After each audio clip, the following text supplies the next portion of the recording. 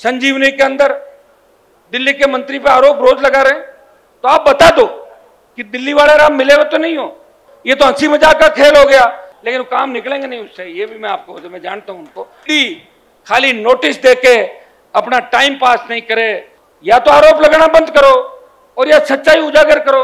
और अशोक गहलोत से भी एक मैं मांग करूंगा। अशोक गहलोत ट्वीट करते हैं, अशोक गहलोत ये कहते हैं कि बहुत बड़ा भ्रष्टाचार हो रहा है, खुद कहते हैं। अरे मुख्यमंत्री जी, जब आपके राज्य में भ्रष्टाचार हो रहा है, आप मुख्यमंत्री हो, या तो झूठ मत बोलो और सच बोल रहे हो तो गिरफ्तार कर लो। भ्रष्टाचार कौन कर रहा है? संजीवनी के अंदर दिल्ली के मंत्री पे आरोप रोज लगा रहे हैं, तो आप बता दो कि दिल्ली वाले राम मिले हुए तो नहीं हो। या तो आरोप लगाना बंद करो और या सच्चाई उजागर करो। ये तो हंसी मजाक का खेल हो गया। क्या आप लोगों को बरगला रहे हो, लोगों के अंदर भ्रामक प्रचार फैला रहे हो? आपकी मंशा क्या है, उस मंशा को क्लियर करना चाहिए। अगर कोई दोषी है कार्रवाई करो, और कोई दोषी नहीं है तो बंद करो बात, क्योंकि सीएम के पास सारी ताकतें, लेकिन काम निकलेंगे नहीं उससे, ये भी मैं आपको मैं जानता हूं उनको। खाली नोटिस देके अपना टाइम पास नहीं करे। बीकानेर की रैली हुई थी, वो रैली सबसे बड़ी रैली थी। उस जो मेडिकल कॉलेज का ग्राउंड था, उसको न तो कोई भर पाया और न कोई भरेगा। हाँ, कुर्सियां लगा के तो भर सकते हैं, ये सही बात है। कुर्सियां लगा तो छोटी छोटी कर, जैसे मोदी की सभा में कुर्सियां लगाते हैं, और भाजपा की सभाओं का ट्रेंड है कि 10,000 कुर्सी लगा देंगे और उस भीड़ को 1 लाख बता देंगे।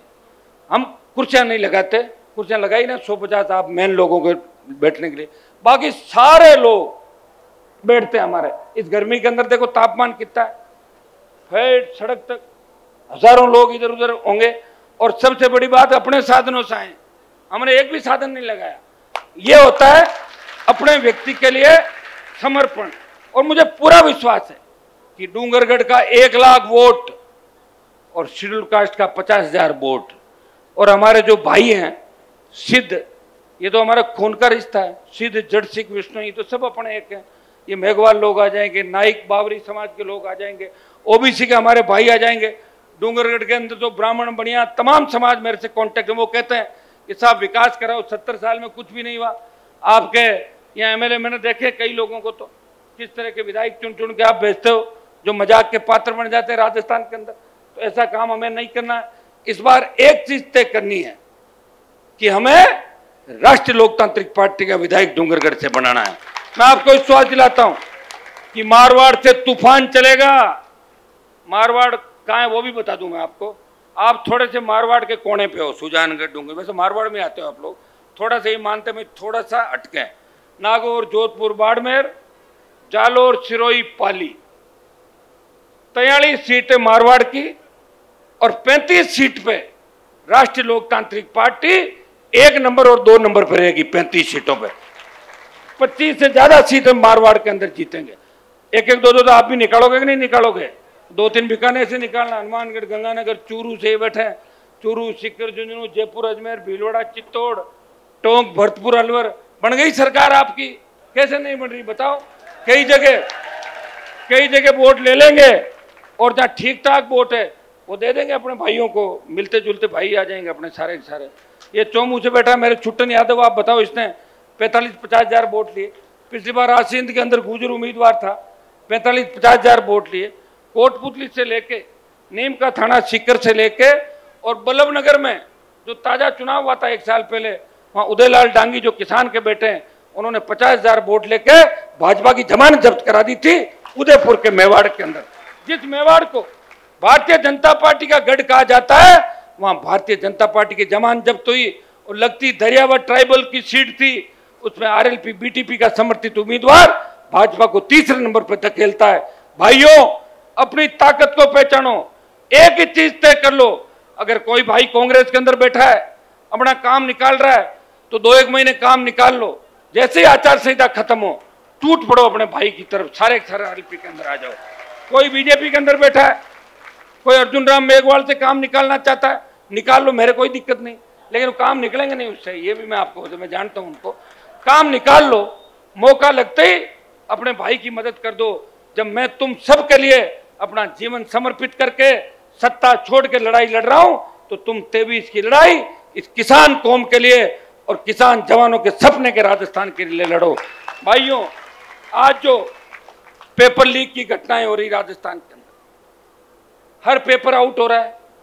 आप देखिए, आरपीएससी एग्जाम करा रही है, आरपीएससी का मेंबर गिरफ्तार होता है, माध्यमिक शिक्षा बोर्ड जाड़ोली को पकड़ने के लिए पुलिस जाती है और जाड़ोली कहता है कि मुझे अगर पकड़ लिया मैं तमाम नेताओं के नाम ले दूंगा जो मेरे साथ शामिल है। उसको रोक दिया जाता है।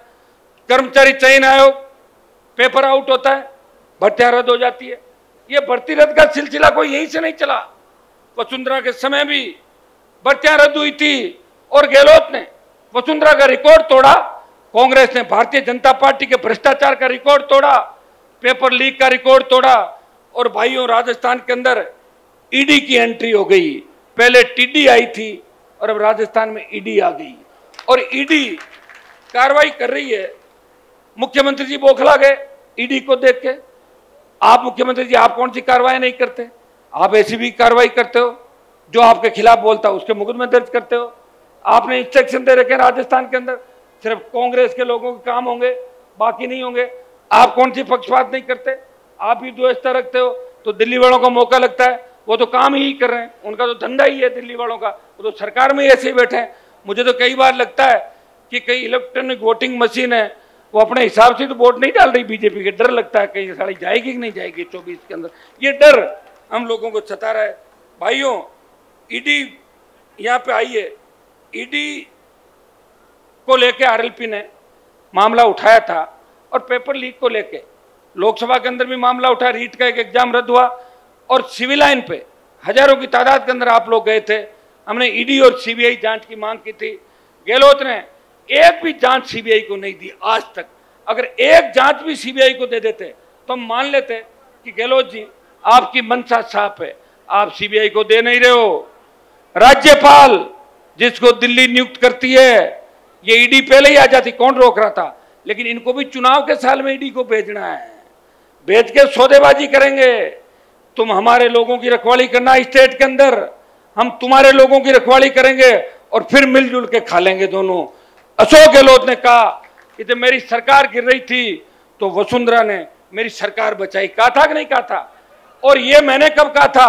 2009 में कहा था कि गहलोत वसुंधरा मिले हुए हैं, इसलिए हनुमान बेनीवाल अलग चलेगा राजस्थान के अंदर। और 15 साल से उसी लड़ाई को आगे लेके चल रहा हूं। मैं मांग करता हूं कि ईडी खाली नोटिस देके अपना टाइम पास नहीं करे, लोगों का टाइम खराब नहीं करे।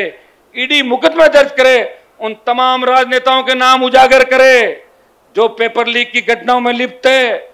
उन तमाम नेताओं के नाम उजागर करे जिनके रिश्तेदार कोचिंग चला रहे हैं, जिनके कोचिंग सेंटर है, जिन पे आरोप लगे थे, उन लोगों को भी ईडी को खुला करना चाहिए। भाइयों, आरपीएससी बहुत बड़ा लेन देन इस मामले के अंदर हुआ और हम मांग करेंगे आज भी इस माध्यम से कि ईडी को खाली पॉलिटिकल माइलेज के लिए दुरुपयोग नहीं करके इसमें जो भी धन का लेन देन हुआ है उसके अंदर सरकार ईडी मुकदमे दर्ज करे, उन लोगों की गिरफ्तारी करे। ये हम मांग करते हैं।